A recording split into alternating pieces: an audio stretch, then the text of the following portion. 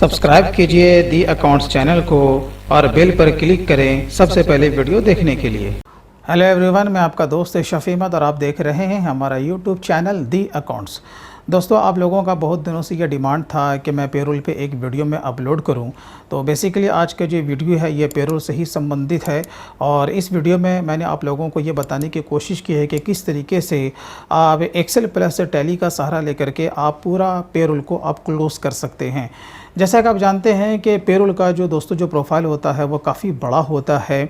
उसके लिए आप जितना पढ़ें और जितना सीखें उतना कम होता है। लेकिन इस वीडियो के माध्यम से मैंने पूरी तरीके से ये मैंने कोशिश की है कि आपको सैलरी बनाना भी आ जाए, प्लस उसकी अकाउंटेंसी किस तरीके से करनी है और पेरोल से संबंधित जितने भी जो अकाउंट्स है उसे किस तरीके से क्लोज करना है। तो बेसिकली आज का जो ये वीडियो इसी से संबंधित है, इसलिए मेरा आप लोगों से निवेदन होगा कि आप वीडियो के एंड तक आप ज़रूर देखते रहें। तो आज का ये वीडियो दोस्तों आप लोगों के लिए बहुत इंपॉर्टेंट है। अगर आप पेरोल में अगर आप मास्टर बनना चाहते हैं और इसकी पूरी अकाउंटेंसी अगर आप सीखना चाहते हैं तो फिर ये आपको वीडियो शुरू से एंड तक आपको ज़रूर देखना चाहिए। तो चलिए दोस्तों, बिना वक्त को ज़ाय किए हम लोग शुरू करते हैं।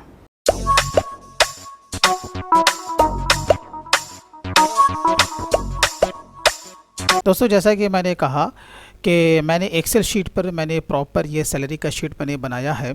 तो पहले मैं आपको ये फॉर्मेट के बारे में थोड़ा सा मैं समझा देता हूँ कि यहाँ पर एक पार्ट जब देखो कि यहाँ पर पूरा ये एम्प्लॉई का डिटेल्स है, यहाँ पर अर्निंग है, जो भी सैलरी की स्ट्रक्चर होता है, प्लस आप इस जानिब देखोगे तो यहाँ पर टोटल आपका डिडक्शंस है और फिर यहाँ पर जो भी एम्प्लॉई का जो नेट फिगर बचता है वो ये है। तो ये बहुत ही सिंपल है। इस तरीके से आप एक्सेल पे एक फॉर्मेट आप बना लो, जो कि मैं आपको बताता हूँ कि जैसे कि यहाँ पे नेम है, डेजिग्नेशन है, डेट ऑफ ज्वाइनिंग है। अगर आपको लगता है तो आपको वहाँ पर दो। मैंने यहाँ पर पैन नंबर भी दे दिया है, plus PF number, plus ESI number किसी एम्प्लॉय का भी हो सकता है, प्लस यहाँ पर मैंने बैंक अकाउंट का डिटेल्स विद आईएफएससी कोड मैंने यहाँ पर दिया है। क्योंकि क्या होता है कि मोस्ट ऑफ द कंपनी में जो कि सैलरी का पेमेंट होता है वो बैंक के थ्रू होता है, क्योंकि हम बैंक को एक ही बार वो शीट बना के दे देते हैं तो वन टाइम में सारे एम्प्लॉय के पेमेंट हो जाता है। वो भी मैं आपको करके बताऊंगा, ठीक है। अब यहाँ पर देखिए, यहाँ पर जो मैंने सैलरी का मैंने स्ट्रक्चर कुछ यूँ लिया है कि भाई हमारे कंपनी में जितने भी जो एम्प्लॉय होते हैं उसमें किसी का बेसिक है, एचआरए है, कन्वेंस है, एलटीए है, अदर है, ठीक है। आपके कंपनी में और भी कुछ हो सकता है, तो आप यहाँ पे और भी कॉलम को इंसर्ट कर सकते हैं। उसके बाद मैंने यहाँ पर टोटल जोड़ मैंने लगा दिया है, ठीक है। यहाँ पर हमारा ग्रॉस सैलरी आ गया। उसके बाद यहाँ पर पेड डेज है, क्योंकि कंपनी में क्या होता है कि जो पेमेंट जो होता है वो नंबर ऑफ पेड डेज के हिसाब से होता है और कभी कभी जितना वर्क होता है उसके हिसाब से भी होता है। लेकिन ये जो शीट है ये नंबर ऑफ पेड डेज के हिसाब से है, तो यहाँ पर पेड डेज मैंने दिया है। यहाँ पर अर्न ग्रॉस ये बहुत ही इंपॉर्टेंट है आप लोगों के लिए, क्योंकि क्या होता है कि जैसे कि कंपनी में पीएफ और ईएसआई का भी फंडा होता है, तभी तो हम लोग पेरोल पढ़ रहे हैं ना, है ना। तो अर्न ग्रॉस को निकालना बहुत ही ज़रूरी होता है, क्योंकि ईएसआई का जो कैलकुलेशन होगा वो अर्न ग्रॉस पे ही किया जाएगा, ठीक है। क्योंकि बंदा जितना दिन काम करेगा उसी के हिसाब से उसे पेमेंट होगा ना, तो डिडक्शंस भी उसी के हिसाब से होना चाहिए, आपको ये ध्यान रखना। उसके बाद यहाँ पर जो मैंने दिया है, यहाँ पर देखो, यहाँ पर आपका जो अर्न बेसिक है वो भी मैंने यहाँ पर एक अलग से एक कॉलम मैंने इंसर्ट किया। वो इसलिए क्योंकि इसी पर आपका जो पीएफ है उसका कैलकुलेशन किया जाता है। इसलिए जैसे कि मैंने कहा, जितना दिन बंदा काम करेगा उतने दिन का पगार मिलेगा, तो उतने दिन का उसका डिडक्शन भी किया जाएगा, ठीक है। तो ये आपका दो कॉलम बहुत ही इंपॉर्टेंट है जो कि आप यहाँ पे अलग से इंसर्ट कर सकते हो। दूसरा, अब यहाँ पे डिडक्शंस है। मैंने डिडक्शंस में क्या लिया है कि मान लो कि कंपनी में पीएफ का डिडक्शन होता है, ईएसआई, पीटी, टीडीएस, ये तो आपका मैंडेटरी है। जहाँ कहीं भी पेरोल रजिस्टर मेंटेन किया जाता है ये आपका एकदम मैंडेटरी है, ये डिडक्शंस पर होता ही होता। प्लस इसके अलावा कंपनी में कुछ और भी डिडक्शंस हो सकते हैं, जैसे कि अगर मैंने किसी एम्प्लॉय का एडवांस दिया है सैलरी के अगेंस्ट में तो वो भी डिडक्शन हो सकता है। इसके अलावा कुछ और। उसके बाद यहाँ पे है जो मैंने टोटल डिडक्शन मैंने यहाँ पर दिखा दिया है, ठीक है। मैंने इसका यहाँ पर जोड़ लगा दिया और यहाँ पर देखो, सबसे अच्छी बात यह है कि मैंने यहाँ पर ये कॉलम में नंबर भी दे दिया, ताकि जब भी इसका कोई प्रिंट आउट आप लोगे तो सामने वाला जब मैनुअल आपका शीट देखेगा वो समझ जाएगा कि हाँ भाई 18 से 23 तक का ये जोड़ है, ठीक है ना। तो आप इस तरीके से फॉर्मेट बना सकते हो, बहुत ही सिंपल है। प्लस यहाँ पर नेट पेबल, जितना भी हमारा जो अर्न ग्रॉस है, जितना दिन बंदा काम करेगा वो, प्लस जितना भी हमारा डिडक्शंस है उस जोड़ को हमें घटा देना, तो नेट पेबल यहाँ पर निकल जाएगा। बहुत ही सिंपल है। तो मैंने यहाँ पर मैंने यहाँ पे लगभग देखिए मैंने यहाँ पर 12 एम्प्लॉई का मैंने यहाँ पर डिटेल्स मैंने इस तरीके से मैंने तैयार किया है। ठीक है, वो आप भी आसानी से कर सकते हो। ये फॉर्मेट बहुत ही इजी है। अगर इस तरीके से अगर आप काम करते हो तो आपको पेरोल पे कहीं भी कोई दिक्कतें नहीं होने जा रही है। ठीक है, ये फॉर्मेट आपको बना लेना है। फिर यहाँ पे आपको क्या करना है, नीचे भी आपको टोटल जोड़ आपको लगा लेना। ठीक है, ये टोटल जोड़ मैंने लगा लिया।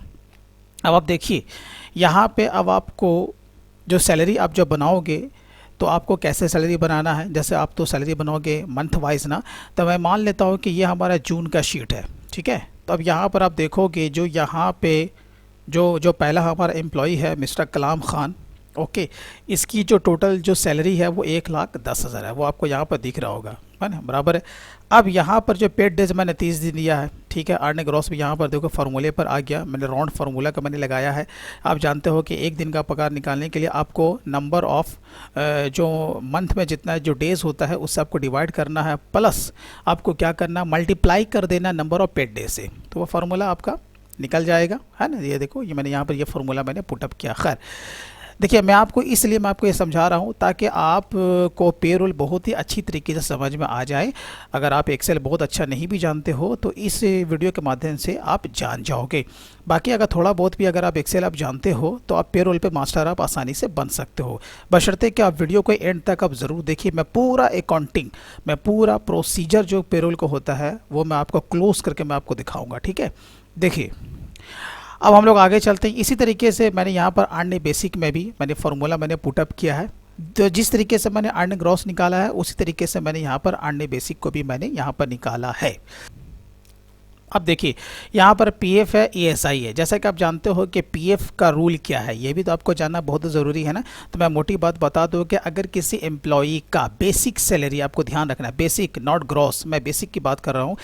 अगर किसी एम्प्लॉय के बेसिक सैलरी 15,000 या उससे कम होता है तो वो एम्प्लॉय एलिजिबल होता है पीएफ कंट्रीब्यूशन के लिए। ठीक है, तो अब क्या है कि किसी का पीएफ कटेगा, किसी का पीएफ नहीं भी कटेगा। उसी तरीके से ईएसआई का भी रूल होता है ना, किसी का ईएसआई कटेगा, किसी का नहीं कटेगा। ठीक है ना, और बाकी जो पीटी होता है वो स्टेट के ऊपर निर्भर करता है कि कहाँ पे किस हिसाब से पीटी को काटा जाता है। आप अपने अपने स्टेट का आप देख लो कि पीटी का क्या रूल है, क्योंकि ये स्टेट के ऊपर निर्भर करता है। ठीक है, बाकी टीडीएस के लिए इनकम टैक्स का आना बहुत ही ज़रूरी है। जो भी इनकम टैक्स का स्लैब है वो भी मैं आपको बताऊंगा कि शीट के हिसाब से आपको किसी का टीडीएस का कैलकुलेशन आपको किस तरीके से करना है।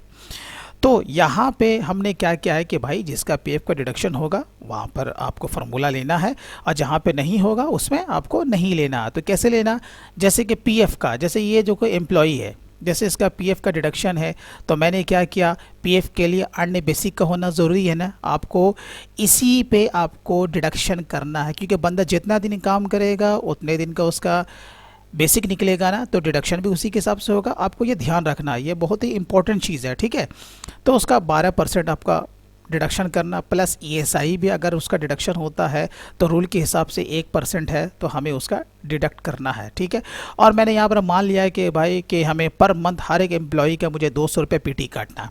अब बाकी जो इनकम टैक्स के स्लैब में है जितना भी उसका इनकम टैक्स निकलता है हम मंथली वाइज उसका काटेंगे। ठीक है, चलिए तो ये हमारा मोटे तौर पे शीट हमारा ये मंथ का तैयार हो गया। अब मैं आपको बताता हूँ कि जैसे देखो अब ये शीट काम कैसे करता है। अभी मैं फ़िलहाल मैं क्या करूँगा, ये जो पेड डेज है अभी मैं इसे डिलीट कर देता हूँ। ये देखो, ठीक है, मैंने यहाँ पर डिलीट कर दिया। अब यहाँ पर अगर आप देखोगे तो यहाँ पर अभी जो है हमारा ये सैलरी बन के तैयार नहीं है।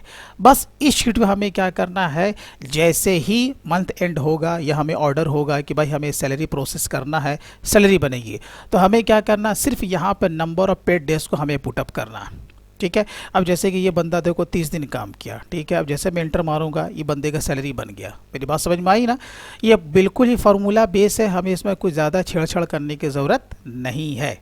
बाकी अगर टीडीएस वगैरह में कोई अगर चेंजेस है, किसी मंथ में अगर ज़्यादा काटना है, किसी मंथ में अगर कम काटना है, वो आपको मैनुअली यहाँ पर उसे पुटअप करना पड़ेगा। ठीक है, चलिए अब मैं यहाँ पर मान लेता हूँ कि सबका 30 दिन है तो ये हमारा सैलरी बन के तैयार होगा। अब चलो अगर मान लेता हूँ कि किसी एक एम्प्लॉई ने, ठीक है, 30 दिन काम ना करके कुछ कम दिन काम किया, तो मैं आपको बता देता हूँ कि जैसे यही एम्प्लॉई है आपका जो ऋतिक है, ठीक है, 30 दिन की जगह पर 15 ही दिन काम किया। देखिए जैसे ही मैं 15 दिन में मारूंगा तो यहाँ पर उसका देखो सब कुछ यहाँ पर कैलकुलेट हो गया। ठीक है, उसका यहाँ पर देखो सब कुछ यहाँ पर निकल चुका है भाई, इसका 7,120 रुपया उसकी सैलरी बन रही है। ये तो बात हो गई एक्सेल की शीट की। अगर आपको ये शीट चाहिए तो मैं डिस्क्रिप्शन में दे दूंगा, आप वहाँ से आप इसे सिंपल वे में डाउनलोड कर सकते हो। ठीक है, चलिए अब यहाँ पर मैं आपको दिखा देता हूँ पहले पे स्लिप, क्योंकि क्या होता है कि जब हम सैलरी जब प्रोसेस कर देते हैं ना, तो हमें क्या होता है कि अपने एम्प्लॉय को पे स्लिप भी देना होता है।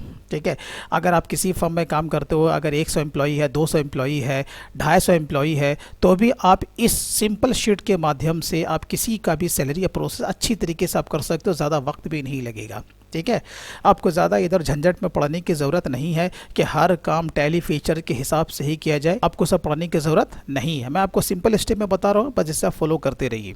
अब आइए पे स्लिप। मैंने यहाँ आप लोगों के लिए पे स्लिप मैंने बना के रखा है। ये पे स्लिप भी बिल्कुल ही आपका ऑटोमेटिक काम करता है, इसमें आपको कुछ नहीं करना है।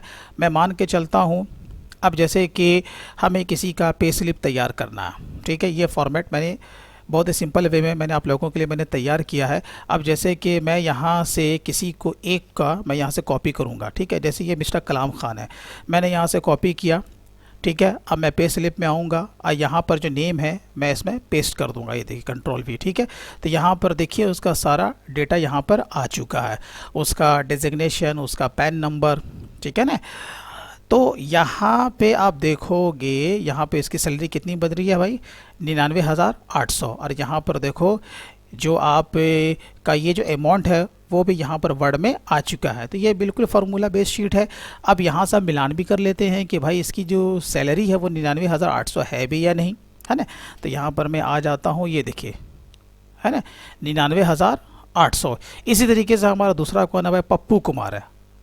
अब मान के चलो एक का काम हो गया, मैंने इसका प्रिंट आउट ले लिया या इसे मैंने PDF में मैंने सेव करके मैंने रख लिया, वो डिपेंड करता है कि आप किस तरीके से इसका प्रिंट आउट लेते हो। ठीक है, अब मैं यहाँ पर दूसरे को मैं पेस्ट करता हूँ। देखो जैसे मैंने पेस्ट किया सारा डेटा अपने आप आ गया ना, यहाँ पर देखो फिगर भी आ चुका है, कितना भाई 61,800। यहाँ भी देखो कितना 61,800। ये तो बात हुई एक्सेल शीट की, क्योंकि जब तक आप एक्सेल शीट में सैलरी आप सही से नहीं बनाओगे तो आपका डेटा तो एक्यूरेट नहीं होगा ना, और जब तक डेटा आपका एक्यूरेट नहीं होगा तो अकाउंटेंसी भी आपकी सही नहीं होगी। तो मोस्ट इंपॉर्टेंट चीज़ ये है कि आपका जो एक्सेल शीट है, जिस तरीके से कंपनी में रिक्वायरमेंट है आपको डेटा बनाने की, आपको वैसा शीट बनाना। जैसे कि मैंने कहा कि ये शीट मैं अपने वीडियो के डिस्क्रिप्शन में दे दूंगा, आप वहाँ से सिंपल वे में छोटा सा पेमेंट करके आप इसे सिंपल वे में डाउनलोड कर सकते हो। ठीक है, अब हम लोग आगे चलते हैं। बात तो हो गई, ठीक है भाई हमारा सैलरी बन के तैयार हो गया। अब हमें टैली में इसे किस तरीके से हमें अकाउंटेंसी करनी है, मैं पूछे हमें पूरा अकाउंट्स को क्लोज करना, वो हमें कैसे करना है ना। कि सैलरी बनने के बाद जब हम लोग सैलरी जब बना लेते हैं तो हमें बैंक को वो डेटा हमें भेजना पड़ता था। बैंक को ये पूरा डेटा तो नहीं चाहता ना, हर बैंक का अपना फॉर्मेट होता है, आप उससे फॉर्मेट मंगाइए। अब आपको कुछ नहीं करना, उसके फॉर्मेट में जो भी डेटा चाहिए आपको उसमें कॉपी पेस्ट कर देना। मिसाल के तौर पे मान के चलो कि उसे क्या चाहिए, जैसे कि मैं भी जब सैलरी बनाता हूँ तो बैंक को क्या चाहिए भाई, बैंक को क्या चाहिए IFSC कोड और बैंक अकाउंट नंबर, नाम दो या ना दो उससे कोई फ़र्क नहीं पड़ता, और अमाउंट ये डिपेंड करता है। बहुत सारी बैंक के नाम भी मांगती है, तो इसमें आपको टेंशन नहीं लेना है, जो फॉर्मेट पर रहेगा आपको उसे कॉपी पेस्ट कर देना है। जैसे कि मैंने कहा कि बैंक को बेसिकली क्या चाहिए, अकाउंट नंबर, IFSC कोड, ठीक है, प्लस अमाउंट और प्लस नेम भी हो सकता है कि वो आपसे मांगे। तो जो भी फॉर्मेट रहेगा वो फॉर्मेट आप अपना बना लीजिए उसको देख करके एक्सेल पे। ठीक है, उसके बाद आपको क्या करना है, बस उसमें कॉपी पेस्ट करना है। जैसे कि अब मैं क्या करूँगा, मान के चलो को यही हमारा फॉर्मेट है, बैंक को हमें भेज देना है। अब यहाँ पर मैं सैलरी शीट में आऊँगा, बस मैं क्या करूँगा यहाँ पर से जो सबसे जो मोस्ट इम्पॉर्टेंट है भाई, मैं यहाँ पर से नाम उठा लेता हूँ। पहले मैंने यहाँ से कॉपी किया और यहाँ पर बैंक में आया, मैं यहाँ पर क्या करूँगा, डायरेक्ट इसे क्या करूँगा, पेस्ट कर दूँगा। ठीक है ना, ये तो यहाँ पर हमारा आ गया, कोई टेंशन नहीं है। अब यहाँ पर हमें क्या लेना है, अमाउंट लेकर के आना है। मैं फिर यहाँ पर सैलरी शीट में जाऊँगा और यहाँ पर कौन सा फिगर लेना है, ये यहाँ पर हमें नेट वाला लेना है, क्योंकि यही हम पर लायबिलिटी है ना, यहाँ पर इसे कॉपी करेंगे।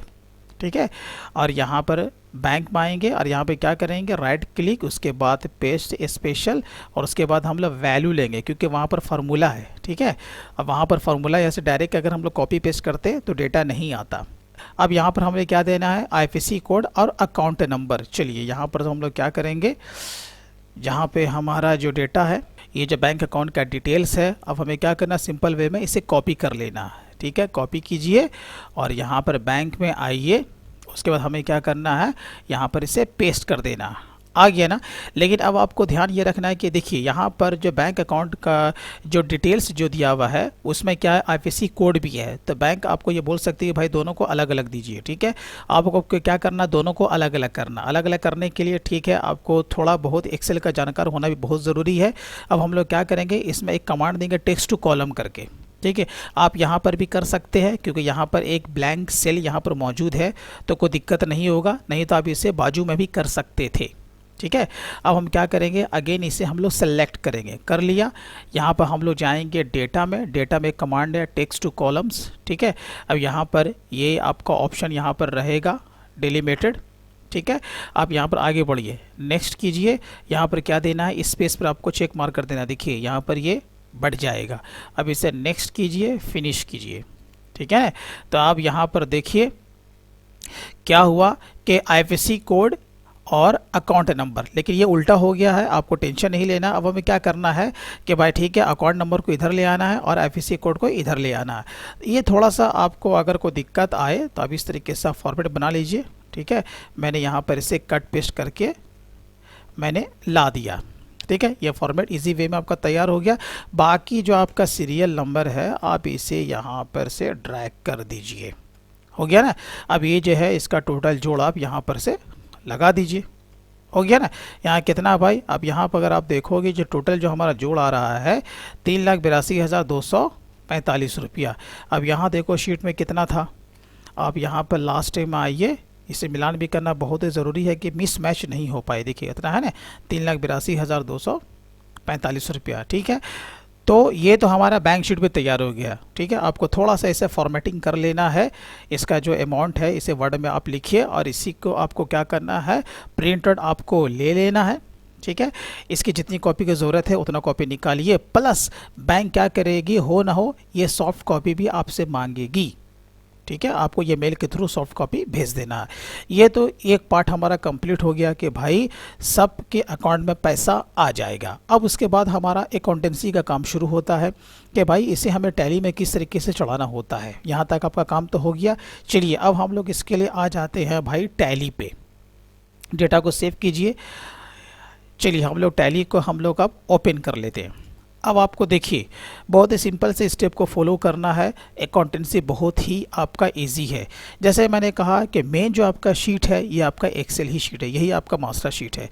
सारा काम आपका इसी शीट से होने वाला है, इसलिए आपको ज़्यादा फोकस किस पे करना है, एक्सेल शीट पे, कि इसमें कोई गलती ना हो। एक बार मेहनत कर लीजिए शीट में, फिर उसके बाद आपको क्या करना है, पूरे साल भर इसी में बस थोड़ा सा आपको मॉडिफाई करना है और आपको सैलरी बना करके आगे निकल जाना है।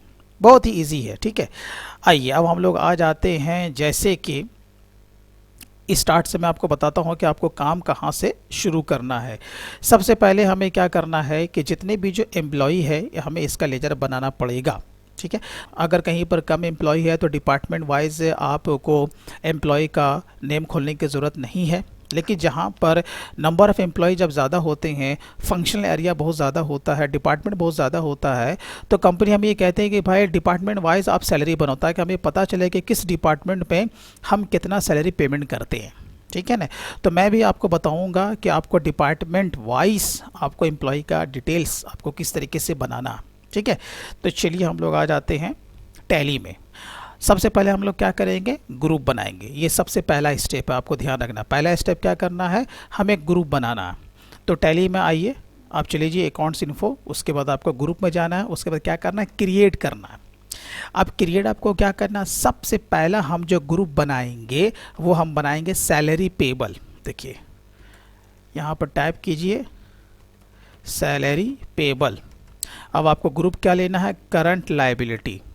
ठीक है, चलिए बाकी आपको किसी चीज़ पे ध्यान नहीं देना। जैसे कि मैंने कहा, मैं बिल्कुल वैसा आपको नहीं बताऊंगा कि आपके सिर में दर्द हो जाए। काम करने से मतलब होता है कंपनी में, कंपनी वाले को क्या चाहिए कि भाई अकाउंटेंसी सही हो, सैलरी टाइम पर जाए, उसमें कोई गलती ना हो और सही समय पे जितने भी एम्प्लॉई हैं उसे उसका पे स्लिप मिल जाए। यही ना होता है ना, आपको डेटा आपको सिक्योर रखना है। तो वही मैं आपको बता रहा हूँ कि आपके सिर में दर्द ना हो, आपको टैली की किसी फीचर्स को यूज़ नहीं करना है, ठीक है। चलिए, अब मैंने इसे सेव कर लिया। ये हमने क्या बनाया, सैलरी पेबल हमने बनाया, और हमने किसके ग्रुप में रखा, करंट लायबिलिटी। अब हम लोग क्या करें, डिपार्टमेंट को भी हम लोग खोलेंगे। जैसे कि मान के चलो सबसे पहला हमारा है अकाउंट्स डिपार्टमेंट, ठीक है।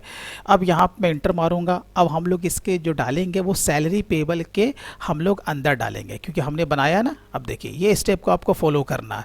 तो क्या होगा कि जो हमारा जो मेन जो प्राइमरी ग्रुप कौन सा बन गया, सैलरी पेबल, अब उसके अंदर वो सारा जाएगा, ठीक है। चलिए इसे भी हम लोग सेव कर लेते हैं, ठीक है। अब इसी तरीके से मान के चलते हैं कि हमारा एक है मार्केटिंग डिपार्टमेंट, ठीक है, मार्केटिंग डिपार्टमेंट, ठीक है। ये ठीक है, सैलरी पेबल के अंदर जाएगा।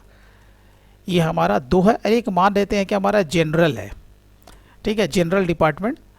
इसे मैं मान लेता हूँ। इस तरीके से आपको भी जितना भी डिपार्टमेंट है वो आपको बना लेना है।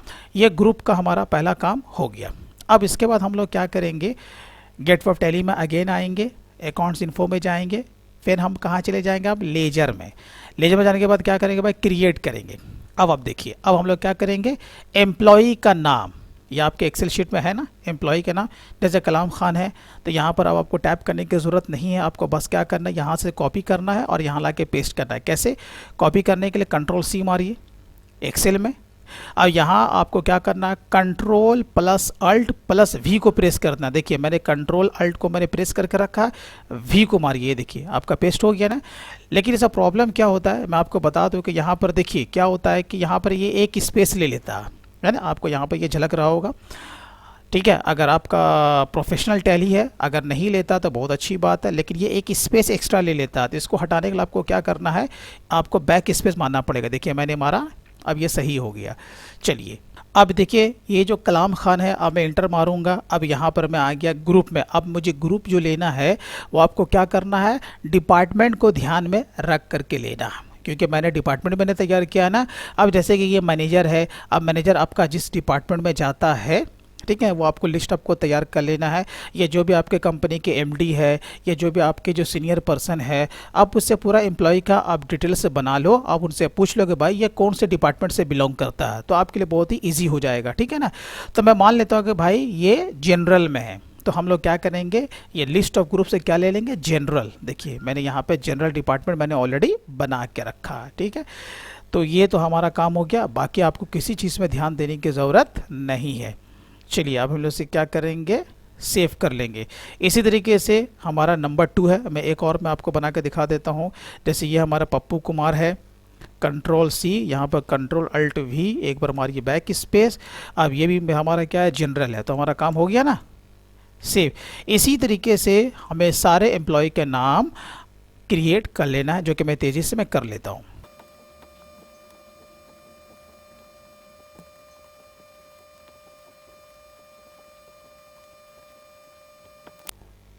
चलिए तो हमने क्या किया, सारे एम्प्लॉय का हमने लेजर बना लिया है। अब हम लोग आ जाते हैं सीधा मुद्दे पे। देखिए भाई ये तो हमारा सैलरी शीट है ना, ठीक है। अब हमें क्या करना है, अकाउंटेंसी करनी है, बहुत अच्छी बात है। अब यहाँ पर देखिए हमें जो मेन कॉलम जो पकड़ना है सैलरी को पुटअप करने के लिए, वो कौन सा पकड़ना है, अर्न ग्रॉस। आपको कभी भी ये वाला आपको नहीं पकड़ना। वो क्यों, क्योंकि भाई ये जो पेड डेज है ना, नंबर ऑफ पेड डेज के हिसाब से आप बंदे को पेमेंट करते हो, तो मेन आपका जो शीट का जो कॉलम होगा वो अर्न ग्रॉस होगा, क्योंकि बंदा जितना दिन काम करेगा उसे पेमेंट उतने दिन का मिलेगा ना। तो ये हमारा मेन है। चलिए अब हम लोग आ जाते हैं अकाउंटिंग वाचर में, सीधा गेट ऑफ टैली में आइए और चले जाइए कहाँ, अकाउंटिंग वाचर में, ठीक है। अब हमें कहाँ चले जाना, जर्नल में, क्योंकि सबसे पहले हमें ड्यू दिखाना है, उसके बाद हमें डिडक्शन करना है, फिर उसके बाद हमें उसका पेमेंट करना है। बस आपको इस स्टेप को खाली फॉलो करना है, बहुत ही ईजी है।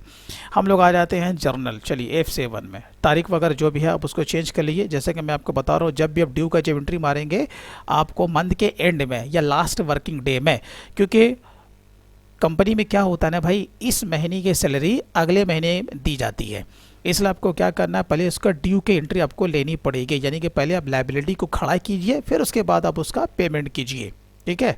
चलिए तो हमारा पहला काम क्या है, सैलरी को ड्यू दिखाना, ठीक है। फिर उसके बाद हम लोग डिडक्शन की एंट्री करेंगे, फिर उसके बाद हम लोग पेमेंट की एंट्री करेंगे, फिर उसके बाद जो कि पीएफ है हम उसे किस तरीके से अपना कंट्रीब्यूशन, यानी कि जो कंपनी जो कंट्रीब्यूट करती है वो किस तरीके से पेमेंट होगा, उसकी एंट्री क्या बनेगी, प्लस ईएसआई का पेमेंट कैसे होगा, ठीक है ना, वो मैं आपको बताऊंगा। तो चलिए अब हमें सबसे पहले क्या करना है कि हमें ड्यू दिखाना, ठीक है। चलिए आज ये यहाँ पे अब सबसे पहले एंट्री क्या बनेगा, हमें एक सैलरी का एक लेजर बनाना पड़ेगा। चलिए हम लोग तो बना के रखे हुए हैं। अब आपको क्या करना है, जो सैलरी का ग्रुप कर देना है इनडायरेक्ट एक्सपेंसेस, बहुत ही सिंपल है। चलिए अब यहाँ पर आइए नीचे, देखिए नीचे आपने जोड़ यहाँ पे लगा के रखा है, कितना आ रहा है जोड़ो भाई, अर्न ग्रॉस का, ये टोटल ग्रॉस नहीं, ये वाला नहीं, कौन सा, ये वाला, ठीक है, 4,10,500 रुपया आ रहा है, ठीक है। अब आपको क्या करना है, ये यहाँ पर पुटअप कर देना 4,10,500, ठीक है, ठीक है। अब हमें क्या करना है, क्रेडिट करना है, किसे करना है, बस सारे एम्प्लॉई को, ठीक है। अब आप लोग ऊपर आ जाइए। अब यहाँ पर देखिए मैंने क्या किया, मैंने यहाँ पर फ्री स्पेंस का मैंने इस्तेमाल किया है, इसलिए आपको यहाँ पर दिखने में कोई दिक्कतें नहीं आएंगी, ठीक है। मैंने इसे सामने लिया। अब जैसे सबसे पहले कौन है, मिस्टर कलाम खान है, कितना है भाई इनका अर्न ग्रॉस, 1,10,000 रुपया, ठीक है। आप यहाँ से कॉपी पेस्ट भी कर सकते हो, कैसे करना है, कलाम खान, जैसे आप यहाँ पर से केल मारो तो आपको यहाँ पर दिख गया ना कलाम, चलिए लीजिए। अब यहाँ पर आपको क्या करना है, कॉपी करना, देखिए मैंने कॉपी किया ना, कंट्रोल सी, यहाँ पर आप आइए और कंट्रोल अल्ट वी मारिए, पेस्ट हो गया। एक बार बैक स्पेस मारिए, जैसे मैंने कहा कि ये वो क्या करता है, एक यहाँ पर अलग से स्पेस ले लेता है, बैक स्पेस मारिए, बराबर हो गया, इंटर मारिए, काम खत्म। अब यहाँ पर अगेन ये क्या आया, CR सेड आया, तो आपको चेंज भी नहीं करना है, अगेन आया ना, इंटर मार के आगे निकलिए। अब दूसरा कौन है भाई, देखिए दूसरा हो हमारा पप्पू कुमार, तो यहाँ पर क्या ले लीजिए, पप्पू कुमार ले लिया ना, एंटर मारिए। इसी तरीके से आपको क्या करना है, control C control alt V, ठीक है। चलिए इसी तरीके से आपको सारे का एंट्री आपको यहाँ पर ले लेना है। जैसे हमारा थर्ड जो एम्प्लॉय वो ऋतिक है, ठीक है। या आपको मैनुअल अकाउंटेंसी आपको यहाँ पर करनी पड़ेगी, क्योंकि टैली फीचर्स को जब हम लोग यूज़ करते हैं ऑटोमेटिक तो हो जाता है, लेकिन उसमें क्या होता है कि बहुत सारे फीचर्स को हमें यूज़ करना होता है, ठीक है ना। अब बहुत सारे फीचर्स को यूज़ करने में अगर हम कुछ भी अगर कॉन्फ़िगरेशन मिस कर जाते हैं तो हमारा डेटा वो क्या हो जाता है, बिखर जाता है। कहीं पर अगर 1 रुपये का भी डिफरेंस आ गया तो उसे ढूंढ के निकालना हमारे लिए बहुत ही मुश्किल हो जाता है। इसीलिए आप अगर किसी फर्म में काम करते हो, अगर 400-500 भी एम्प्लॉई है, तो आप ये सारा काम आप एक्सेल प्लस इस तरीके से आप टैली में मैनुअल काम करके आप अपने पेरोल का काम आप करके आगे निकल सकते हो, ठीक है। चलिए उसके बाद हम लोग देखते हैं कि आगे कौन है, आगे शहनवाज खान है, जैसे तो हम लोग इसको ले लेते हैं, ठीक है। इसी तरीके से आपको सारी एंट्री ले लेनी है।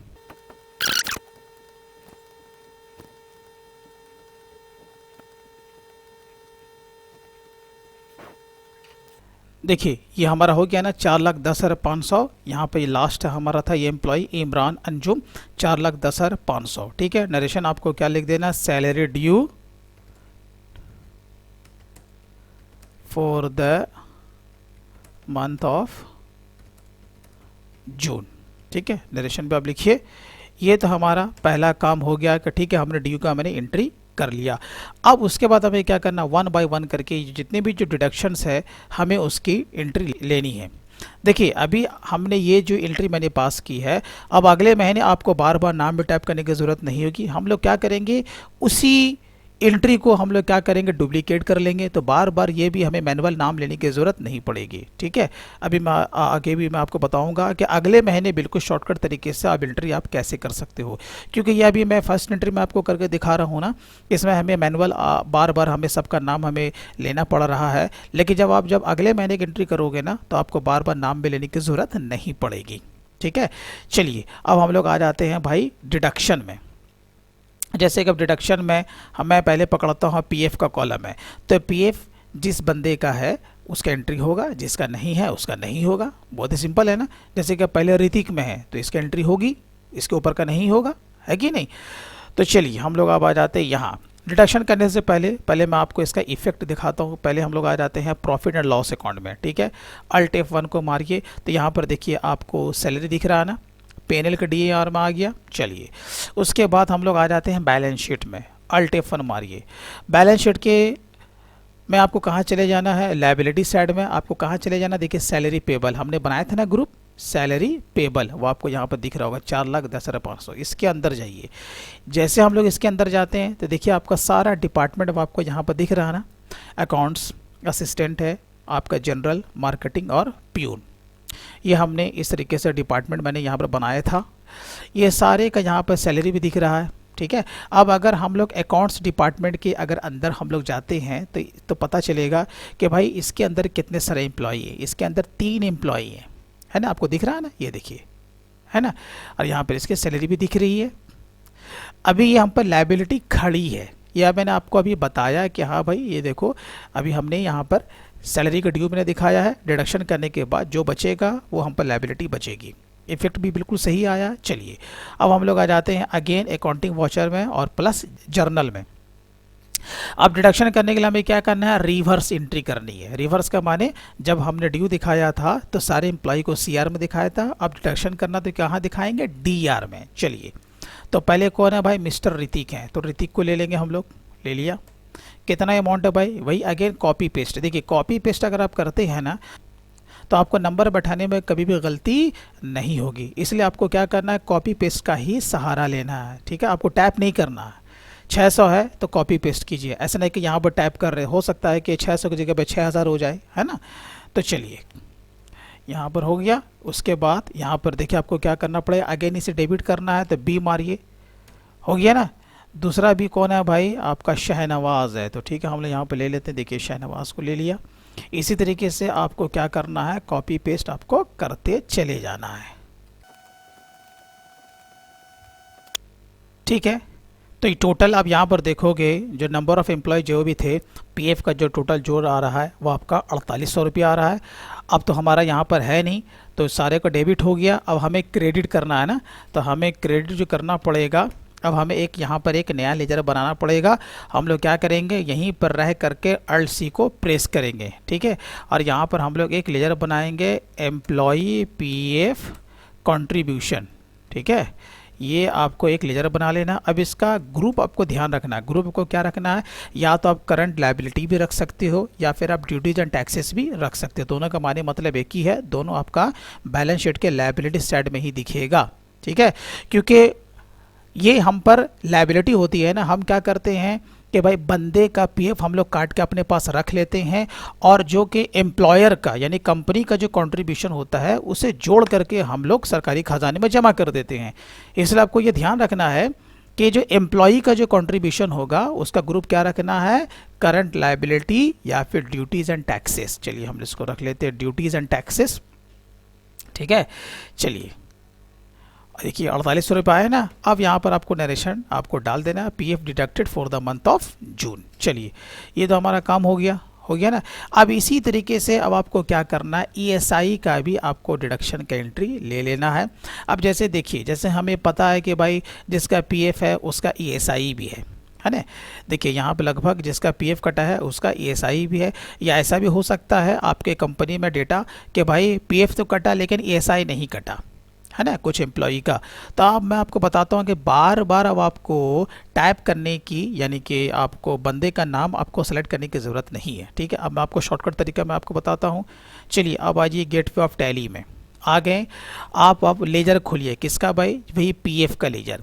तो आपको चले जाना है डिस्प्ले, उसके बाद अकाउंट्स बुक, उसके बाद लेजर। अब यहाँ पर क्या लेना है, एम्प्लॉई पीएफ कंट्रीब्यूशन ले लिया। ये सामने में आया ना, ठीक है। ये देखिए जब इंटर मारते हैं ये सारा एंट्री हमारे सामने आ गया। अब हम लोग क्या करेंगे, इसी एंट्री का डुप्लीकेट कर लेंगे। तो यहाँ पर डुप्लीकेट का शॉर्टकट यहाँ पर आपका दिया हुआ है, देखिए डुप्लीकेट का क्या दिया हुआ है, Alt+2, है ना। तो ये आपको क्या करना है, इसी पे क्लिक कर दीजिए या आप कीबोर्ड से लीजिए Alt+2, ये लिया। देखिए ये डुप्लीकेट हमारा एंट्री हो गया ना, वो भी सेव हो गया और यहाँ पर भी एक एंट्री हमारा बन गया। तो सारा नाम आ गया, टेंशन नहीं है। अब हमें डेटा खाली हमें चेंज करना पड़ेगा नाम देख करके। चलिए अब जैसे कि पहले हमारा ऋतिक है तो नाम तो हमें नहीं लेना पड़ा ना। अब ऋतिक है, ऋतिक के सामने कितना भाई 80 रुपया, तो हम लोग क्या करेंगे, यहाँ पर कॉपी पेस्ट कर देंगे, काम ख़त्म, ठीक है। इंटर मारेंगे, फिर आ जाएंगे शहनवाज में। शहनवाज में भाई कितना है, यहाँ पर देखिए 170 रुपया, तो कॉपी करेंगे, यहाँ पर आएंगे और यहाँ पेस्ट कर देंगे, ठीक है। अब आपको ये सवाल हो सकता है कि भाई हो सकता है कि यहाँ पर जो गिरो महतो है, यहाँ पर नाम, इसका डिडक्शन नहीं हुआ होगा, तो हम क्या करेंगे, तो उसको क्या करेंगे, ज़ीरो मार देंगे। ठीक है, जब इसको सेव करोगे तो वो बाय डिफ़ॉल्ट वो एंट्री से वो हट जाएगा, इसलिए आपको टेंशन नहीं लेना है, बस स्टेप को आपको फॉलो करना है। अब देखते हैं गिरो महतो का कितना भाई, कहाँ गया गिरो महतो, है ना 135 रुपया, तो हम यहाँ पे ले लेंगे 135 रुपया। चलिए, अगर इसका नहीं होता तो हम क्या करते हैं, यहाँ पर ज़ीरो मार देते हैं, बस ज़ीरो मार के हम लोग क्या करते हैं, इंटर मार देते हैं। ठीक है, नाम तो अभी आपको दिख रहा है ना, लेकिन जब हम इसे सेव कर लेते हैं ना, वो नाम यहाँ पर से हट जाता। ठीक है, चलिए अब हम लोग तेज़ी से भी एंट्री इसको भी कर लेते हैं। अब देखिए यहाँ पर भी हमें एक लेजर बनाना पड़ेगा, किसका बनाना है, ऑल्सी मारिए एम्प्लॉई ESI कंट्रीब्यूशन। इसका भी ग्रुप आपको क्या करना है, ड्यूटीज़ एंड टैक्सेस। क्यों, क्योंकि ये कंपनी के ऊपर लायबिलिटी है, हमने बंदे का काट के रखा है, उसके बाद जो मालिक का जो कंट्रीब्यूशन होगा वो दोनों जोड़ करके हम लोग सरकारी खजाने में जमा करने वाले हैं। ठीक है, 655 रुपया है। यहाँ भी मिलान कर लीजिए कि भाई ESI का जो टोटल जोड़ है वो कितना, देखिए 655 रुपया। मास्टर शीट आपका मेन यही है, सारा काम आपका एक्सेल शीट से ही होने वाला है। ठीक है, इसलिए इसमें आपका मिसमैच नहीं होना चाहिए। इसी तरीके से आपको पीटी का भी काम कर लेना है। ठीक है, उसी तरीके से आपको टीडीएस का भी काम कर लेना है। तो पीटी की एंट्री भी जो आपको जो लेनी है, आपको क्या करना है, सिंपल वे में आपको जैसे आपने एसआई का किया ना, सबको डेबिट, बस हर बार आपको डिडक्शन में एम्प्लॉय को डेबिट करना है और जो भी लायबिलिटी आपको खड़ी करनी है उससे आपको क्रेडिट कर देना है। ठीक है, तो चलिए हम लोग इसका भी एंट्री हम लोग ले ही लेते हैं। लास्ट है हमारा इमरान अंजुम 200 रुपया। ठीक है, जैसे कि मैंने कहा है कि पीटी हर स्टेट के ऊपर डिपेंड करता है, जो भी रूल है उसके हिसाब से आपको डिडक्ट करना होता है। ठीक है, चलिए अब आपको क्या करना है, लाइबिलिटी की खड़ी करनी है ना भाई, कि क्योंकि आपने सैलरी से काट कर रखा है, फिर सरकारी खजाने में जमा करना है, तो अल्ट सी मारिए, यहाँ पर एक बनाइए प्रोफेशनल टैक्स करके। ठीक है, ग्रुप आपको वही रखना है, ड्यूटीज़ एंड टैक्सेस। ठीक है, चलिए 1800 रुपये देखिए यहाँ है, हाँ है, चलिए काम ख़त्म कीजिए, नरेशन में आपको डाल देना है। अब उसके बाद आपका लास्ट क्या बच जाता है भाई, आपका टीडीएस। ठीक है, अब जैसे किसी के टीडीएस कटेगा, टीडीएस किसी का नहीं कटेगा। अब मैं आपको बताता हूँ कि आपको टीडीएस के लिए आपको क्या करना है। ठीक है, टीडीएस के लिए भी मैंने बहुत पहले मैंने शीट मैंने बना के रखा था। ठीक है, वो भी हमारे डिस्क्रिप्शन में आपको मिल जाएगा, आप वहाँ से उससे आप डाउनलोड कर सकते हो।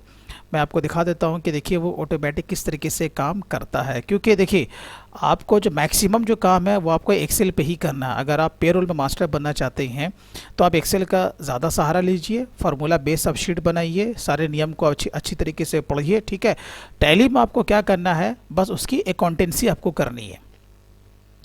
यहाँ पर आ जाते हैं, जैसे कि हमारा ये बना हुआ जैसे कि टैक्स कैलकुलेटर फॉर सैलरी। देखिए यहाँ पर जनरल है प्लस सीनियर सिटीजन, मैंने दोनों के लिए यहाँ पर मैंने बना कर रखा फॉर फाइनेंशियल ईयर आपका जो 19-20 है, उसके लिए ये हमारा फुल फार्मूला बेस ये शीट है। ठीक है, जैसे कि आप जानते हो ना कि अगर 5 लाख तक अगर किसी की सैलरी अगर आती है, वो भी कौन टैक्सेबल इनकम, तो वो आपका एग्जेम्प्टेड माना जाता है, उसका किसी तरह का कोई टीडीएस नहीं कटेगा। लेकिन 5 लाख से अगर ऊपर हो गया तो फिर उसका क्या होता है, टीडीएस काटा जाता है according to income tax rule. तो ये आपका बिल्कुल ही फार्मूला बेस शीट है। ठीक है, आपको क्या करना होता है, इस पर मैं इससे पहले भी मैंने वीडियो बना रखा है कि भाई इस शीट में आपको क्या करना है कि जो भी उसकी जो मंथली सैलरी है वो आपको पुटअप करना है। तो ये शीट क्या करता है कि ऑटोमेटिक वो हमें निकाल के दे देता है कि कितना बंदे का टीडीएस बन रहा है। ठीक है, जितना भी टीडीएस बनेगा आप उसका क्या करोगे, मंथली बोर्ड में काटोगे ना टीडीएस, तो वो आपको निकाल करके दे देगा। तो ये भी शीट आपको डिस्क्रिप्शन में आपको दिख जाएगा, आप वहाँ से सिंपल वे में आप इसे भी डाउनलोड कर सकते हो। ठीक है, तो इसी शीट के मुताबिक मैं भी काम करता हूँ, मैं जिसका भी मैं अकाउंट्स वगैरह में देखता हूँ तो इसी शीट का मैं भी सहारा में लेता हूँ, क्योंकि मैनुअल सारे काम को करना इतना आसान नहीं है। ठीक है, इस शीट में सब कुछ है। चलिए, तो इसी शीट के मुताबिक के यहाँ पर हमें क्या करना है, जो भी बंदे का जो टीडीएस जो कटना होगा, क्योंकि क्या होता है ना कि जितने भी जो एम्प्लॉय होते हैं जो कि इनकम टैक्स के स्लैब में आते हैं, सब के लिए एक सेपरेट शीट खोलना होता है। जैसे कि ए है, बी है, सी है, डी है, तो अगर 4 एम्प्लॉय है तो चारों के लिए मुझे अलग अलग शीट हमें बनाना पड़ेगा। तो चलिए मैं ऐसे कर देता हूँ क्लोज़। ठीक है। अब हमें भी क्या करना है भाई, इसका टीडीएस काटना है तो हमें इसकी एंट्री लेनी पड़ेगी। चलिए तो इसका जल्दी से हम एंट्री ले लेते हैं। पहला कौन है, कलाम खान है। तो हम लोग आ जाते हैं अगेन टैली में, जर्नल में, ठीक है। डिडक्शन करना है सेम तारीख में, तो कलाम खान है। कितना है भाई, 10,000 रुपया ना। तो चलिए भाई कॉपी पेस्ट कीजिए, सबसे बेहतर चीज़ है।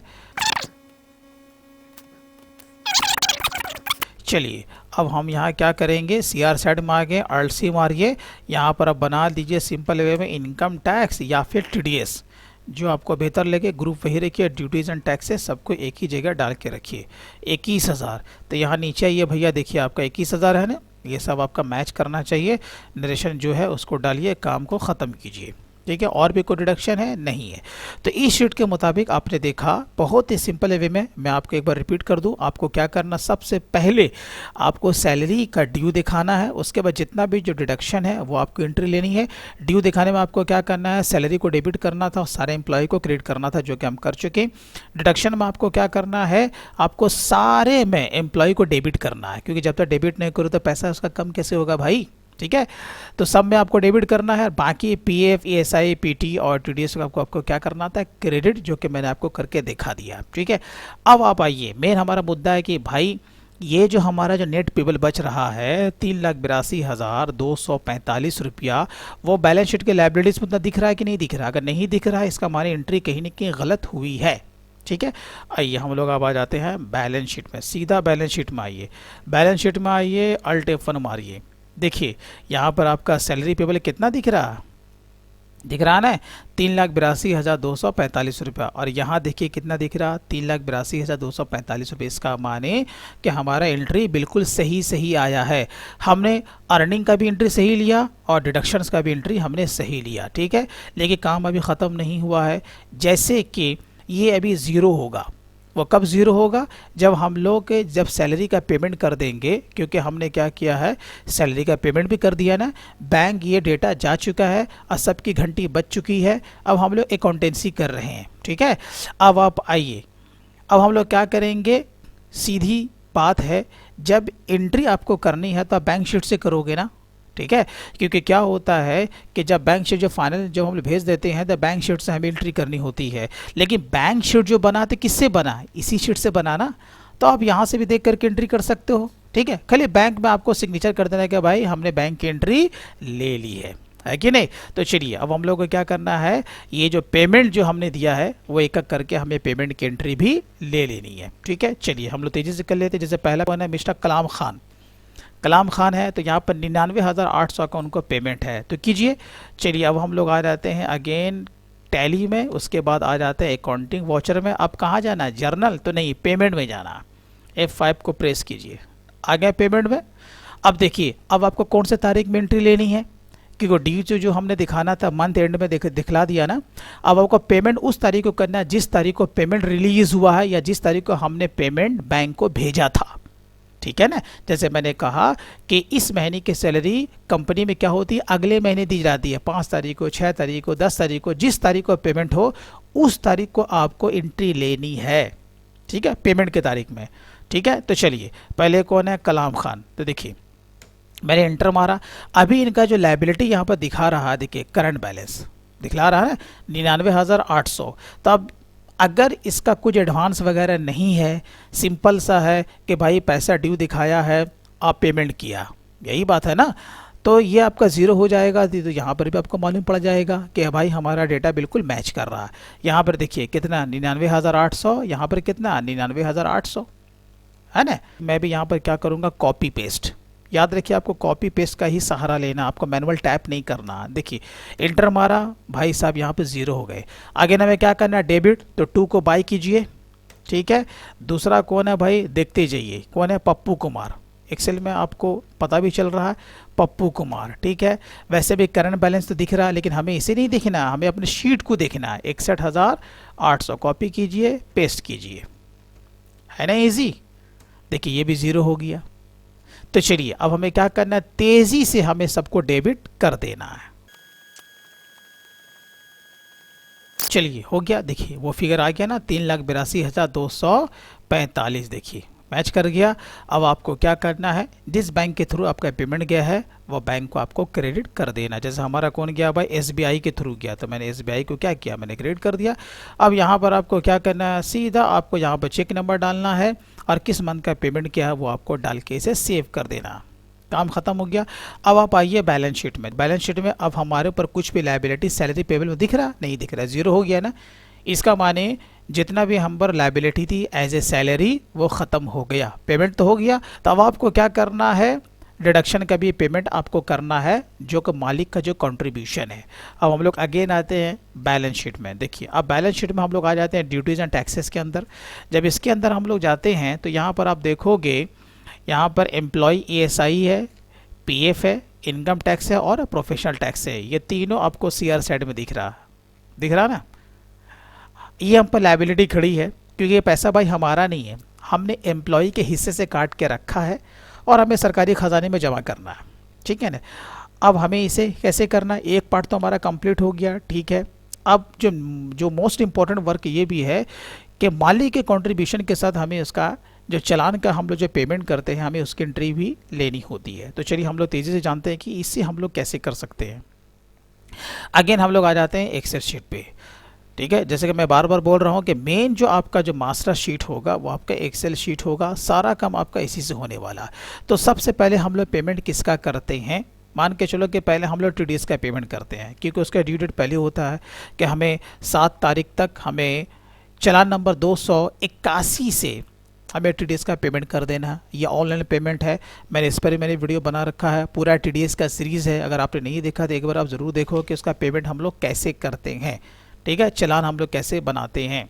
तो जैसे ही आप इसका जो पेमेंट करोगे तो सिंपल सी बात है ना, ऑनलाइन करो या ऑफलाइन, बैंक के थ्रू पेमेंट होने वाला है ना। तो आपको क्या करना पड़ेगा, ये जो TDS का पेमेंट जो आपने किया है, जो चालान जो आप जो बनाओगे, चालान तो एक ही बनेगा ना, कितने का बनेगा, 21,000 का। इतनी ही लायबिलिटी भी आपको बैलेंस शीट में दिख रही है। तो आपको क्या करना है, सिंपल वे में देखो, यहाँ पर आप देखोगे 21,000 का है ना, यहाँ पे इनकम टैक्स 21,000। अब आपको क्या करना है, जिस तारीख को पेमेंट करोगे उस तारीख को आपको एंट्री लेना है। क्या लेना है, इनकम टैक्स, इसे डेबिट कर देना है। कितना भाई, 21,000 का आपने पेमेंट किया, तो बस पेमेंट की एंट्री लेनी है ना। ये तो पेमेंट किस तरीके से किया जाता है ये तो एक अलग सा पार्ट हो गया ना। तो आपको चालान भरने भी आपको आना चाहिए कि ऑनलाइन ऑफलाइन आप जैसे पेमेंट करो, चालान नंबर 281 से आपको पेमेंट करना है। आपने चालान का पेमेंट कर दिया, ठीक है। अब आपको यहाँ पर बैंक ले लेना, काम खत्म हुआ कि नहीं, ठीक है। अब आपको डायरेक्शन यहाँ पर डाल देना, उसका चेक नंबर डालना है और यहाँ पे डिटेल्स की कौन से महीने का आप TDS पेमेंट किए हो। चलिए एक काम तो हो गया, ठीक है। उसी तरीके से मान के चलो कि हमने PT का पेमेंट किया, ठीक है ना, ये भी आपका ऑनलाइन पेमेंट होता है। जब प्रोफेशनल टैक्स का जब पेमेंट जब आप करते हो 1800 रुपये का, ठीक है, इसको भी आपको क्या करना है, प्रोफेशनल टैक्स को डेबिट करना है। कितने से, 1800 से। अगेन आपको क्या करना है, बैंक को आपको क्रेडिट कर देना है, काम ख़त्म। चेक नंबर डालिए, नरेशन डालिए, ये भी काम हो गया, लायबिलिटी ख़त्म। उसके बाद आपका क्या बच गया, हाँ, ESI और PF। इसमें थोड़ा सा आपका कैलकुलेशन है PF के बारे में। देखिए अब जैसा कि आप जानते हो कि ये जो PF का एम्प्लॉय का जो डिडक्शन हुआ है, तो मालिक भी क्या करेगा, वो अपने तरफ से कंट्रीब्यूट करेगा। कितना, इक्वल। अगर 12% अगर एम्प्लॉय का कटा है तो मालिक भी अपने घर से देगा ना भाई 12%। लेकिन केवल 12% ही नहीं दिया रहता, उसके अलावा कुछ एडिशनल चार्जेस भी हमें पे करने होते हैं। किसे, यानी कि कंपनी को। अब आपको इसका कैलकुलेशन आपको किस तरीके से करना है, ठीक है। अब जैसे देखो, जैसे कि मैंने कहा कि ये आपका मास्टर शीट है। अब आपको इसका एक कॉपी आप बना लो अलग से PF के लिए, या नहीं तो फिर आप क्या करो कि ये जो शीट है इसी में से आप इसे एक कॉपी पेस्ट आप इसे कर लो, ठीक है। इस पर राइट क्लिक कीजिए, मूव और कॉपी पर क्लिक कीजिए, यहाँ पर आप जाइए, यहाँ पे इसे कीजिए न्यू और यहाँ पर क्रिएट कीजिए, यहाँ पर ओके कीजिए। तो यहाँ पर देखिए एक हमारा एक सेपरेट शीट बन गया। अब इसे हम लोग सेव कर लेते हैं, ठीक है। अब यहाँ पर देखिए, आपको थोड़ा सा भी अगर एक्सेल आता है तो आपको क्या करना है, आपको इसे फिल्टर कर देना। तो क्या होगा, जितना भी आपका PF एंड ESI वाला है उसे रखिए, उसके अलावा आपको क्या कर देना, उसे डिलीट कर देना। तो क्या होगा कि वो आपका छटनी हो जाएगा ना, तो हमें ज़्यादा झमेला इसमें नहीं रहेगा। तो चलिए हम लोग यहाँ शुरू से इसे क्या करते हैं, फ़िल्टर कर देते हैं।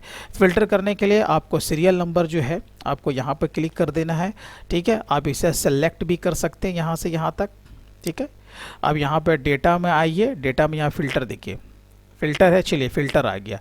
फ़िल्टर आने के बाद सीधा आइए पीएफ में, ठीक है। अभी हम लोग पीएफ के लिए हम लोग काम कर रहे हैं, तो पीएफ में आइए। तो यहाँ पर देखिए सेलेक्ट ऑल है ना, आपको क्या करना है कि ये जो आप देख रहे हो ना 0, यानी कि इसमें आपका पीएफ का डिडक्शन नहीं हुआ, ठीक है। आपको इसे क्या कर देना है, सिर्फ इसमें चेक रखना है, बाकी सब में अनचेक कर देना, ठीक है। ये देखिए मैंने 0 पर मैंने चेक मार्क कर दिया। अब हमने यहाँ पर ओके कर दिया, तो क्या होगा, जितने भी हमारे एम्प्लॉई हैं उस जिसका पीएफ नहीं कटा है वो देखिए वो सामने आ गया। ये हमारे काम का नहीं है ना, क्योंकि इसका पीएफ कटा ही नहीं है। अभी हम लोग क्या करेंगे, शीट से ही हम लोग इसे डिलीट कर देंगे, ठीक है। तो यहाँ पर से आप इसे इस तरीके से सेलेक्ट कीजिए, नीचे तक आ जाइए, आ गए, इस पर राइट क्लिक कीजिए, यहाँ पर आपको डिलीट का ऑप्शन दिखेगा, डिलीट रो, चलिए केल ख़त्म कीजिए, हो गया, पीएफ का काम ख़त्म हो गया। अब इसे फ़िल्टर को हटा दीजिए। जब इसे हटाइएगा आपको वही दिखेगा जिस बंदे का पीएफ कटा है, ठीक है। अब हम लोग आ जाते हैं नीचे, यहाँ पर आप जोड़ वगैरह भी एक बार आप चेक कर लो कि कहीं उसका चेंज तो नहीं हो गया, ठीक है ना। आपको देख लेना, ठीक है। चलिए अब आप देखिए, जैसे कि मैंने कहा कि पीएफ का पेमेंट करने के लिए एक छोटा सा कैलकुलेशन भी आपको जानना बहुत ही ज़रूरी है, और ये बिल्कुल शर्त सहित होता है। आपको ये नियम भी आपको मालूम होना चाहिए कि इसका क्या परसेंटेज वगैरह है, ठीक है। देखिए अब जैसा कि आप जानते हो ना कि पीएफ का पेमेंट करने के लिए आपको मेन चीज़ जानना है कि इसका बेसिक कितना है। अगर नंबर ऑफ़ एम्प्लॉय अगर इतने हैं तो उसका टोटल बेसिक कितना आ रहा है भाई, 40,000। कौन अर्न बेसिक, ये वाला बेसिक नहीं, जितना बंदा जितना दिन काम करेगा उसी के हिसाब से आपको बेसिक आपको पकड़ना होता है, ये वाला अर्न बेसिक, ठीक है। अब उसका 12% कितना निकलता है, 4800 रुपया। तो मालिक का भी कंट्रीब्यूशन ऐसे होगा ना, लेकिन जो मालिक का जो कंट्रीब्यूशन होता है ना भाई, वो 2 वे में किया जाता है। तो टोटल वेजेस कितना हो गया भाई, 40,000 हो गया। अब आइए, अब यहाँ पर जो एम्प्लॉई का जो कंट्रीब्यूशन है, ठीक है, एम्प्लॉई कंट्रीब्यूशन मैं शॉर्ट में यहाँ पर लिख रहा हूँ, ठीक है, कितना भाई 12% है, तो इक्वल टू आप इसे लीजिए गुना 12%, ठीक है। चलिए ये तो हो गया एम्प्लॉई का कंट्रीब्यूशन। अब जो मालिक का जो कंट्रीब्यूशन होता है, जैसे मैंने कहा है कि वो 2 वे में किया जाता है, एक चला जाता है पेंशन स्कीम में और एक चला जाता है प्रोविडेंट फंड में। तो सबसे पहले क्या हो जाएगा, ईपीएस यानी एम्प्लॉई पेंशन स्कीम, कितना भाई @ 8.33%, ठीक है, 8.33%। तो किसका निकलेगा 8.33%, वो इसी के निकलेगा। आपको याद रखना, ये जो अर्न बेसिक जो आया 40,000, सारा कैलकुलेशन इसी पे किया जाएगा, ठीक है। तो यहाँ पर मैं एक फार्मूला लगाता, इक्वल टू राउंड, चलिए राउंड लिया, 40,000 लिया, फिर यहाँ पर इसको गुना दिया, और यहाँ पे क्या करना है 8.33% कॉमा 0 ब्रैकेट बंद, चलिए हो गया ना। अब बाकी जो क्या होगा, बाकी जो हिस्सा जो बचेगा वो किस में चला जाएगा, एम्प्लॉई प्रोविडेंट फंड में। कितना, तो 8.33 हो गया, तो 12 से अगर माइनस करो कितना बचेगा, 3.67% है ना, 3.67%, ठीक है। बात वही है, 4800 ही मालिक देता है, लेकिन मालिक का जो कंट्रीब्यूशन होता है वो 2 हिस्से में बढ़ जाता है, ठीक है। 8.33 आपका चला गया ईपीएस में, और बाकी जो बचा वो आपका 3.67 में। तो कैसे बचा भाई, आपको क्या करना, इक्वल टू 4800 माइनस 3332, बात वही हुआ ना। आप देखो जब दोनों को जो जोड़ोगे तो कितना निकला, 4800 निकला, यहाँ देखो आए ना 4800 रुपया, ठीक है। चलिए अब आपको क्या करना है, यहाँ तक काम तो ख़त्म नहीं हुआ। अब इसके साथ साथ कंपनी को कुछ एडिशनल चार्जेस भी गवर्नमेंट को पे करने होते हैं। तो कौन सा भाई, एडमिनिस्ट्रेशन चार्जेस, ठीक है, या इसे हम लोग शॉर्ट में एडमिन चार्जेस भी कह सकते हैं, ठीक है। वो आपका कितना आपको देना पड़ता है, @ 0.50%, ठीक है। ये आपको ध्यान रखना है। ये हो सकता है कि आने वाले कल में ये आपका चेंज भी हो जाए, ये आपको अपडेट आपको होते रहना है। ये कभी कभी क्या होता है कि ये चेंज भी हो जाता है, ठीक है। तो एडमिन चार्जेस कितना भाई 0.50% था, किसका 0.50%, यही 40,000 का, आपको ध्यान रखना है। तो यहाँ पर वही हम लोग करेंगे, इक्वल टू राउंड मारेंगे, ठीक है। यहाँ पर ले लेंगे 40,000, यहाँ पर गुना 0.50%, परसेंट कॉमा 0 ब्रैकेट बंद, ठीक है ना। तो यहाँ पर निकल गया ना 200 रुपया। अब उसके बाद एक क्या होता है EDLI @ ये भी आपका 50% होता है, ठीक है, ये भी हमें पे करना पड़ता है, ठीक है। तो ये भी आपका निकल जाएगा। अब EDLI क्या होता है, एम्प्लॉय डिपॉजिट लिंक इंश्योरेंस, इसका फुल फॉर्म होता है। ये भी क्या होता है, एम्प्लॉयर को ही पे करना होता है, यानी कि दो एडिशनल चार्जेस होते हैं, एक होता है आपका एडमिन चार्जेस और दूसरा क्या होता है EDLI, ठीक है। इसका परसेंटेज में कुछ कमो बेश भी आगे जाकर के हो सकता है। चलिए अब हम लोग क्या करेंगे, ये उसी तरीके से निकाल देंगे। तो कितना निकलेगा भाई, 200 रुपये निकलेगा ना। चलिए काम ख़त्म हो गया। तो क्या पता चला, मालिक का कंट्रीब्यूशन प्लस एम्प्लॉय का कंट्रीब्यूशन प्लस ये अलग से अदर चार्जेस जोड़ करके ये टोटल हमें पेमेंट करना पड़ेगा गवर्नमेंट को। जब इसका आप जब टोटल जब निकालोगे कितना निकल जाएगा, आपको यहाँ कहाँ से जोड़ लगाना है, 4800 से। ये 40,000 का पेमेंट नहीं करना, ठीक है। ये तो आपका कैलकुलेशन का मेन बेस है ना, हमें यहाँ से करना। 4800 हो गया किसका, एम्प्लॉई का, ठीक है। और ये दोनों हिस्सा किसका हो गया, 4800, ये भी जुड़ के आ रहा है ना। चलिए और प्लस ये जब हम लोग इसका टोटल करते हैं तो यानी कि 10,000, वाह देखिए राउंड फिगर निकला। इसका माने ये हुआ कि टोटल जो पीएफ का जो पेमेंट जो हम लोग करेंगे वो 10,000 का हम लोग करेंगे।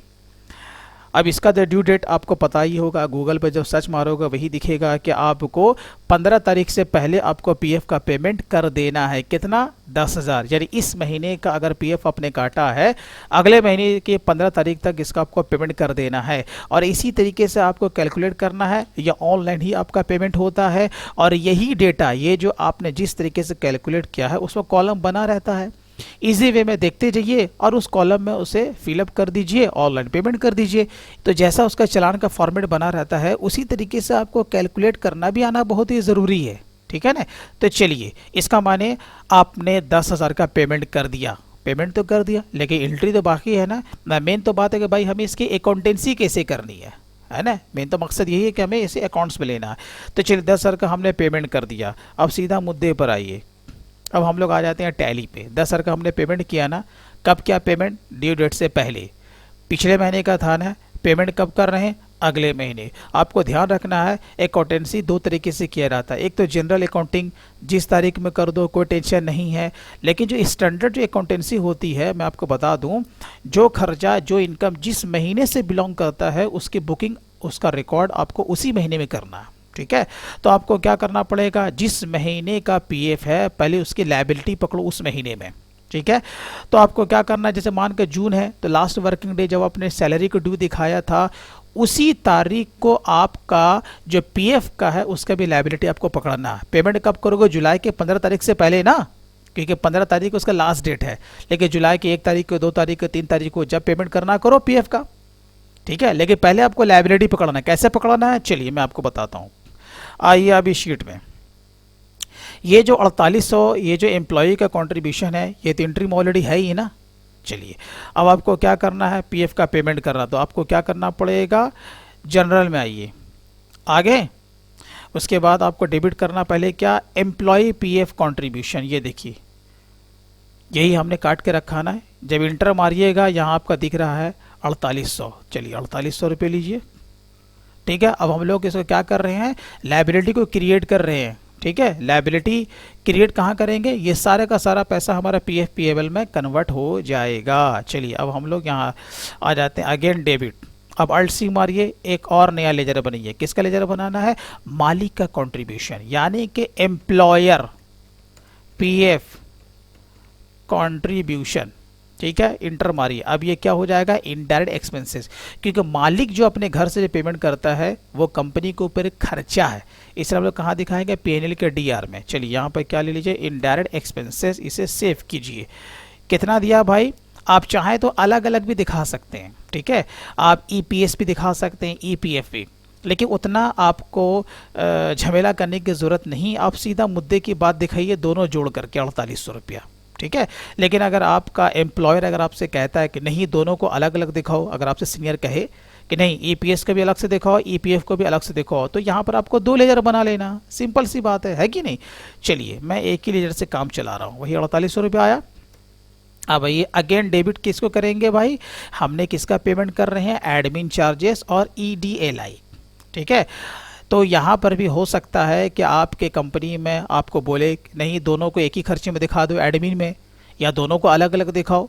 ये डिपेंड करता है भाई, आपको जैसा सहूलत हो आपको अकाउंटेंसी वैसे करनी है, ठीक है।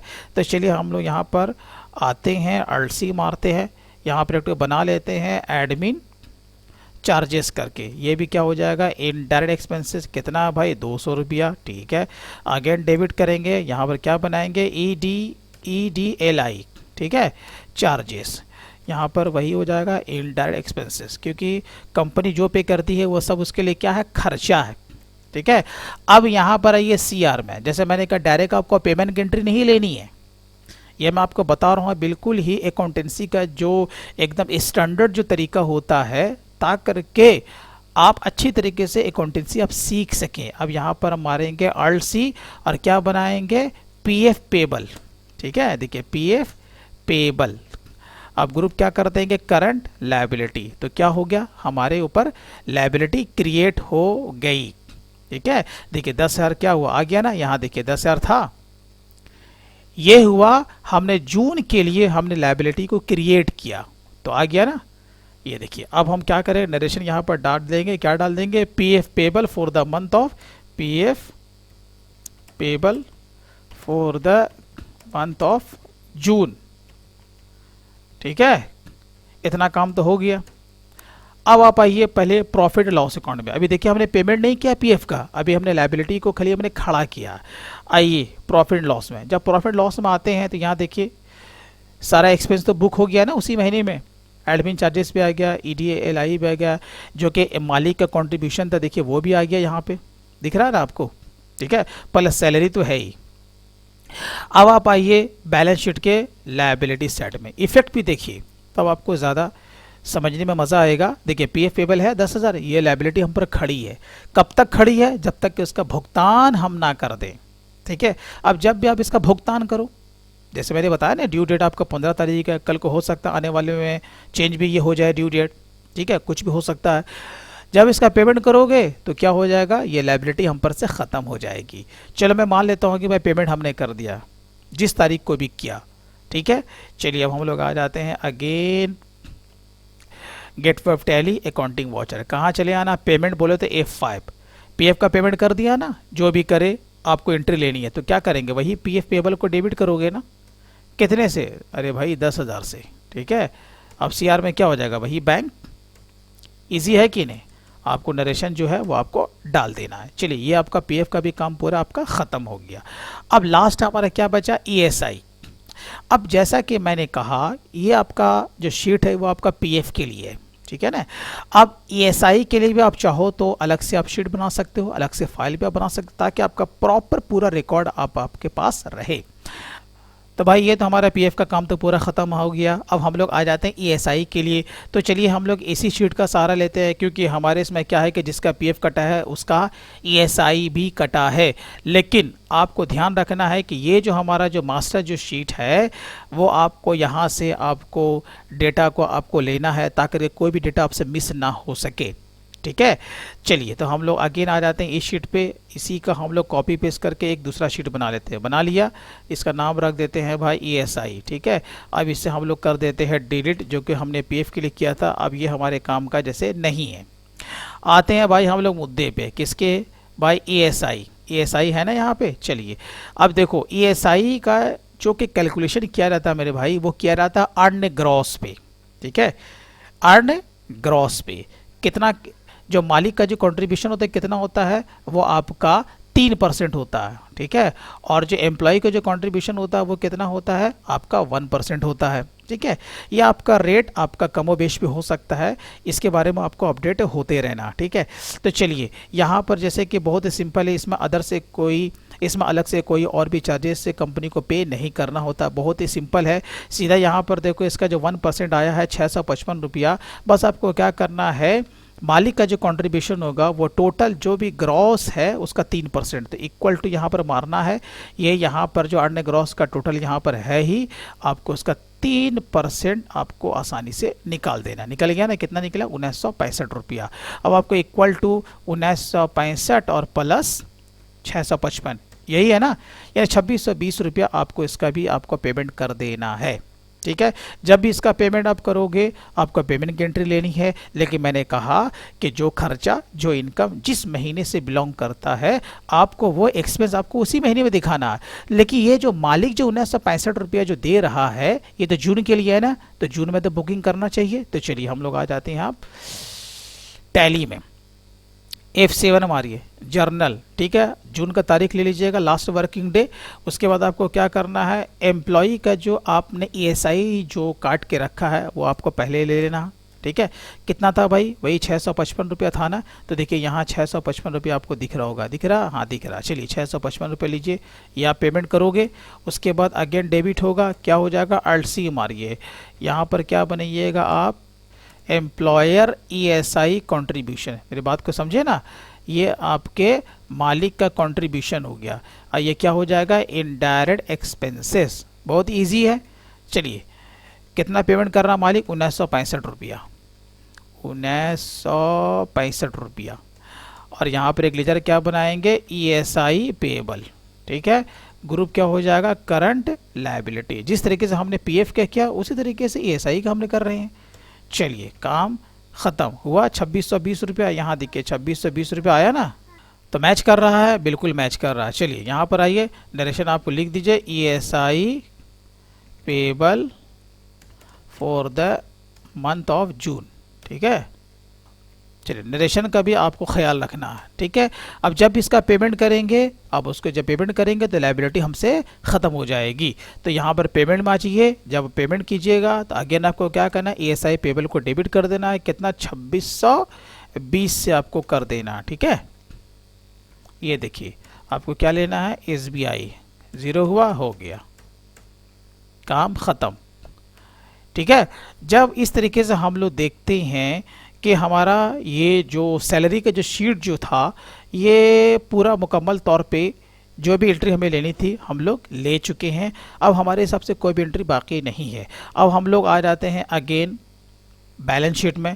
जब हम लोग बैलेंस शीट में आते हैं, Alt+F मारते हैं, तो यहाँ पर जो लायबिलिटी साइड में देखेंगे आपका कोई भी लायबिलिटी यहाँ पर खड़ा नहीं है ना। सैलरी पेबल का यानी कि एंट्री होगी, सारे का पेमेंट हमने कर दिया ना, जो भी सैलरी था। ESI का पेमेंट भी हो गया, PF का पेमेंट भी हो गया, बराबर है कि नहीं? अगर ये एंट्री नहीं अगर हुई होती तो ये लायबिलिटी खड़ा होता। अब उसके बाद हम लोग आते हैं ड्यूटीज एंड टैक्सेस के अंदर। देखिए जब ड्यूटीज एंड टैक्सेस के अंदर आते हैं तो यहाँ पर हमारा कुछ भी दिख रहा, ना ही PF है, ना ही ESI है और ना ही PT है। ठीक है, तो इसका माने क्या कि जितनी भी हम पर लायबिलिटी थी हमने मालिक के कंट्रीब्यूशन के साथ हमने उसका भी पेमेंट कर दिया, उसकी भी हमने एंट्री ले ली। अब हम लोग प्रॉफिट एंड लॉस को भी एक बार देख लेते हैं। देखिए सारा इफेक्ट हमारा आ चुका है, सैलरी का भी इफेक्ट आ गया, अब मालिक का जो जो कंट्रीब्यूशन था उसका भी इफेक्ट आ गया। तो इस तरीके से आप टैली में, ठीक है, आप पूरे पेरोल को आप एंट्री के तौर पे ले सकते हो। तो दोस्तों मैं उम्मीद करता हूँ कि आपने पेरोल की अकाउंटेंसी आपने बहुत अच्छी तरीके से सीख ली होगी। अगर इसके बावजूद भी अगर आपको कोई प्रॉब्लम इशू होता है तो आप कमेंट बॉक्स में ज़रूर लिखिए। दोस्तों अगर वीडियो अच्छा लगा हो तो कम से कम इसे लाइक अप ज़रूर करें। तो फिर मिलते हैं नेक्स्ट डे, तब तक के लिए take care and bye bye.